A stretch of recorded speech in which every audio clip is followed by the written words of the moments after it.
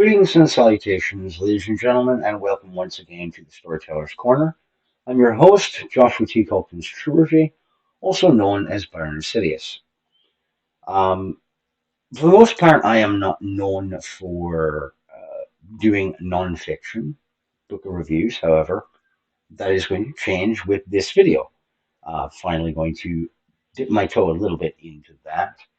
And I've decided to start with this title.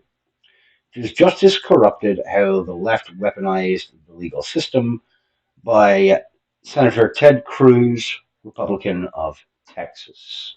This is his third book, and with the assistance of my handy dandy review notes notebook, we will proceed now. You're going to hear some background noise that's from the kiddos. It's going to happen.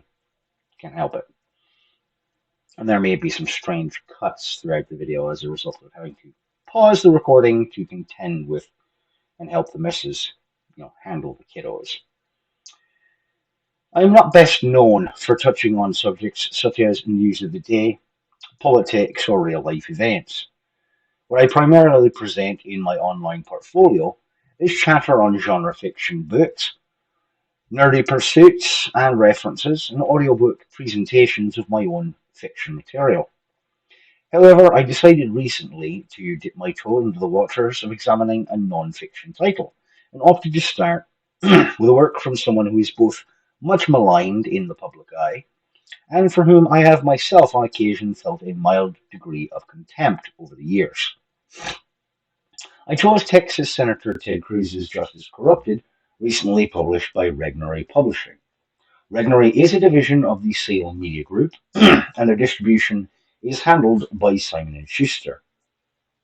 Regnery is broadly acknowledged, even by its own corporate officers, to primarily focus on works by conservative authors and covering conservative socio-political topics. Before I turn my attention to the usual analytical tools that I bring to bear on what I read, it's important to point out a few distinctions in how one views nonfiction versus fiction.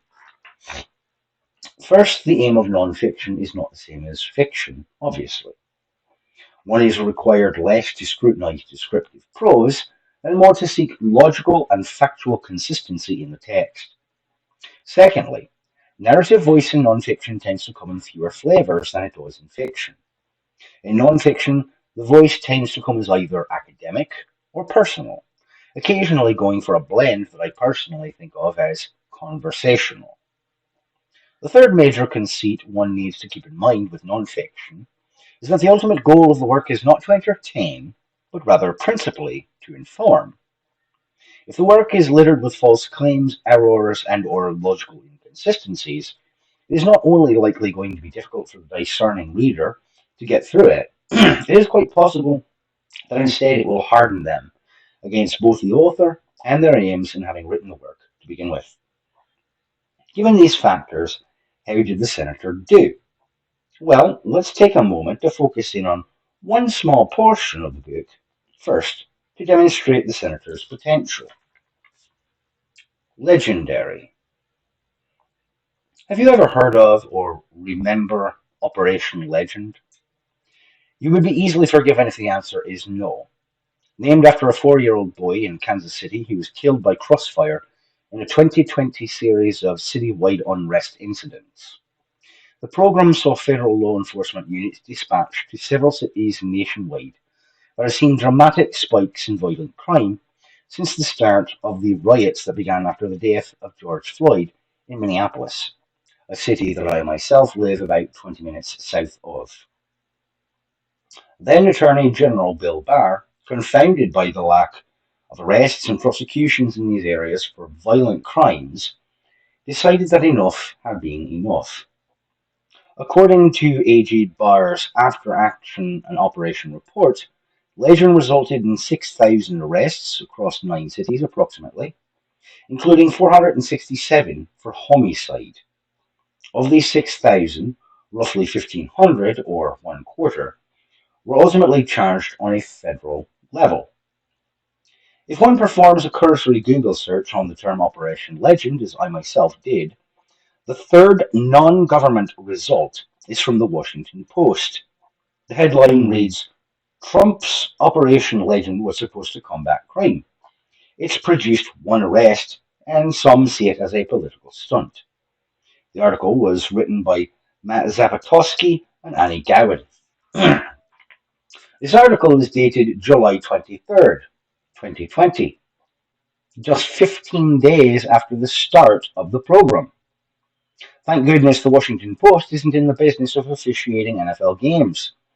The Chargers would have been able to claim victory over the Jaguars in the wildcard round this year after one quarter of play. We all know how that turned out. Prior to coming across this information in Cruz's book, I had only a vague recollection of the term Operation Legend, and I have absolutely no retention of data or facts resulting from the program. Tracking the index entry on the footnote, easy to do on a Kindle or in ebook format, I found Bill Barr's After Operation report. I then looked into the program through Google, as mentioned, and I then looked at the operation through the Brave browser. Google search results almost universally seem to lead to sources like the Washington Post and Time magazine, with early attempts to dismiss entirely the operation's success or validity, or to bury the fact that the program had even taken place. And certainly nobody should be surprised by the operation's end date, January 20th, 2021. This should come as no surprise. It's actually not even an unusual thing for operations undertaken under one administration to come to a sudden end at the beginning of a new administration. In this example, Cruz's Justice Corrupted achieves what great non-fiction is supposed to do as a primary or close secondary objective. It sent me off on a tangent to independently look down facts and figures and to look deeper into one of its claims, further informing myself and proving the validity of the claim. The Senator's narrative voice throughout this, his third book, is consistently conversational, and to my surprise, is quite easy to internally narrate in his voice. This is a challenge for a lot of politicians and pundits, many of whom quite obviously work with ghostwriters. No matter how talented the ghostwriter, there are some elements of tone, word choice, and cadence that simply cannot be easily mimicked or duplicated to the written word. One downside to this does crop up a few times throughout Justice Corrupted, and it made me wince each time that it showed up.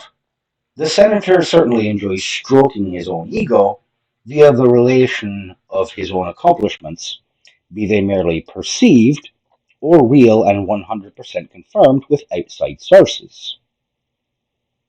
The only other flaw in the book as a piece of non-fiction writing from where I sit isn't really a flaw on the part of the author himself.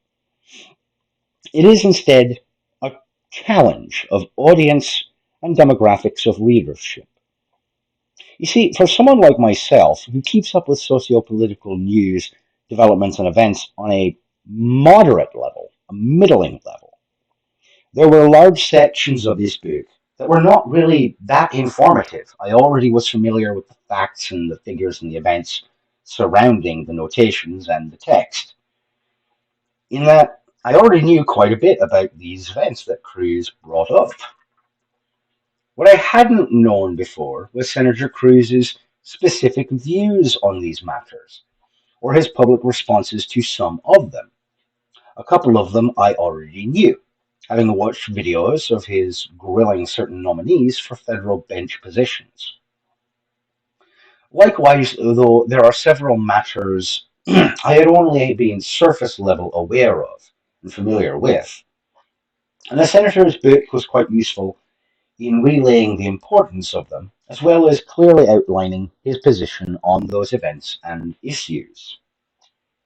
So, the majority of folks who are either willfully uninformed by choice, or, and this is much more likely and much more prevalent, His life circumstances make it difficult, if not nigh on impossible, to stay up to date and read in on these subjects. This work could easily be seen as a solid, get caught up quickly guide that leans in a conservative bent. For the moderately read in, like myself, it serves as an interesting and engaging look at current and recent events from a closer view than I myself have had. But, and I want to be clear here, left leaning, liberal, progressive, or simply Democrat Party readers would likely get through maybe a chapter or two of this book before hurling it away from themselves like a shuriken or a frisbee in annoyance. If Senator Cruz had any hopes of converting such readers to consider his perspectives, he might want to watch a D&D session where a necromancer tries to convince a paladin of the life goddess that raising the undead is a-okay, and recognize that he's doing effectively the same thing. In the overall, Senator Cruz's writing possesses a certain dry wit, which often is on display in his floor speeches and interviews, and which I find personally I rather enjoy, usually.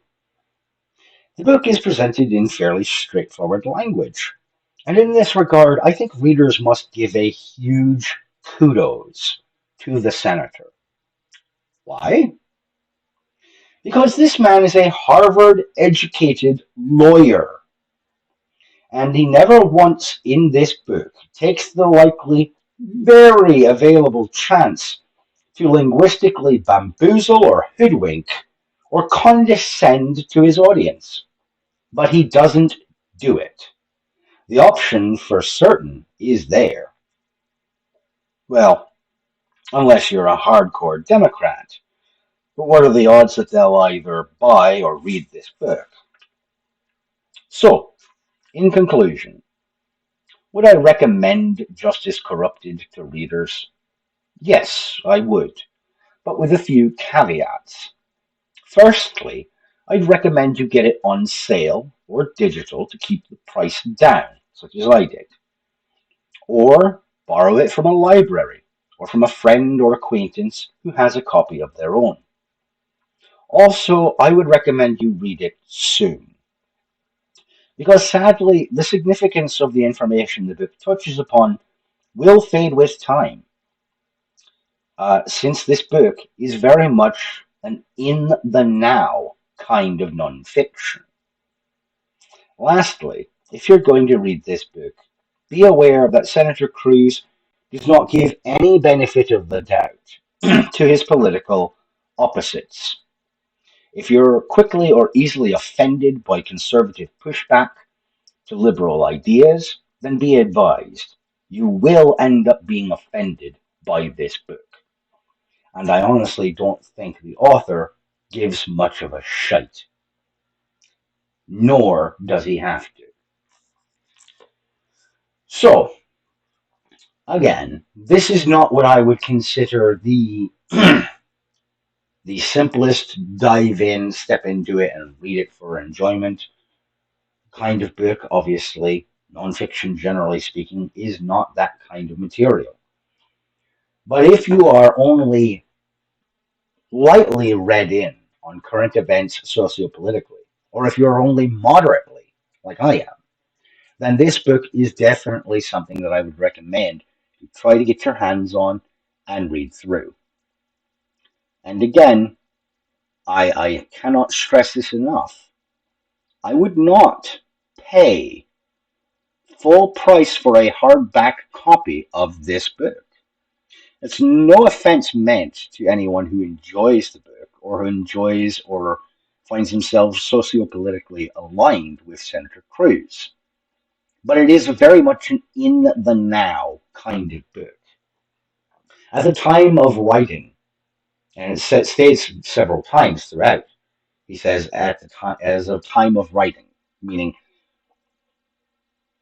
he had not come to see certain events come to pass. For instance, at one point he mentions that the decision of the Dobbs decision had not yet come down, but the leak of the majority opinion of the court had already been leaked. So the time at which he finished this manuscript and sent it off to his editors slash publisher for final authorization and okay to go to print, the Dobbs decision had not yet come down. So we can kind of get an idea of where exactly or when exactly this book was finished and sent to press. With nonfiction, oftentimes that is written in the current moment, and works that are like this, that are in the now examples of nonfiction, it is vital to figure out when did this book come out, because there's going to be certain facts and certain information that has not been clarified or been revealed that could later on be used to view the text as either accurate or inaccurate, or subjectively was ahead of its time, or jumping the gun, or just flat out wrong. That's going to happen, especially with books that are nonfiction of a political bent. You're going to have instances where something turns out to not be how the author viewed it, because we're going to get more information and more events are going to take place. That's just how life is. Does it take away from the quality of the book? No, I don't believe it does. Not in most cases, and not in this case. However, I do think it will be interesting to see what the senator's perspective might be in another few years after we have some more real world developments with regards to looking at them from the perspective or opposing the perspective he has in this book. Anyhow, that's all for now, ladies and gentlemen. I'd like to thank you for tuning in. Thank you for listening. I ask that you take care of yourselves, and as always, keep reading.